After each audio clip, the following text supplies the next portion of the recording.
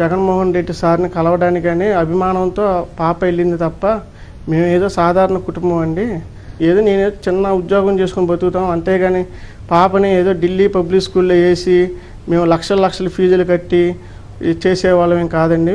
మేము జనరల్గా ఏంటంటే పిల్లని ఏదో మేము పాపని రవీంద్ర భారతి స్కూల్లో నేను చదివిస్తున్నానండి. పాపని దేవికారెడ్డిని మా ఆర్థిక స్తోమత బాగోక పిల్ల ఇంట్లో 10 రోజుల నుంచి పిల్ల ఇంట్లో ఉంటుంది. ఆయన మీద అభిమానంతో ఆయన చూడాలనే అభిమానంతో అవకాశం వచ్చింది కాబట్టి ఆయన మాకు దగ్గరగా వచ్చాడు కాబట్టి కొంచెం డిస్టెన్స్లో కొంచెం ఆయన చూడాలని అనిపించింది కాబట్టి ఆయన దగ్గరికి వెళ్ళిందండి. చూస్తానికి చూసి ఏదో ఫోటో దిగింది.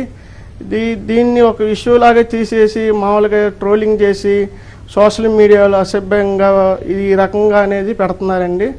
ఆ రకంగా అనేది దయచేసి పాప మీద మాత్రం ఎట్టి పరిస్థితుల్లో పెట్టమాకండి దయచేసి. ఇంతమంది నేను చెప్పేది ఏం లేదండి. మేము ఏదో సాధారణ కుటుంబం.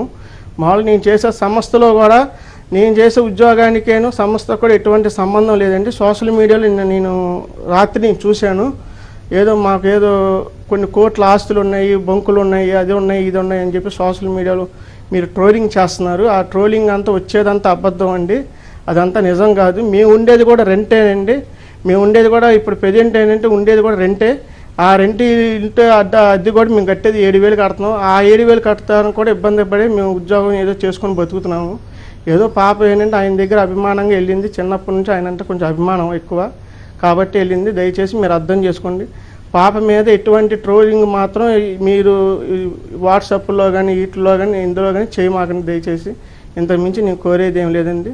నమస్కారం అండి.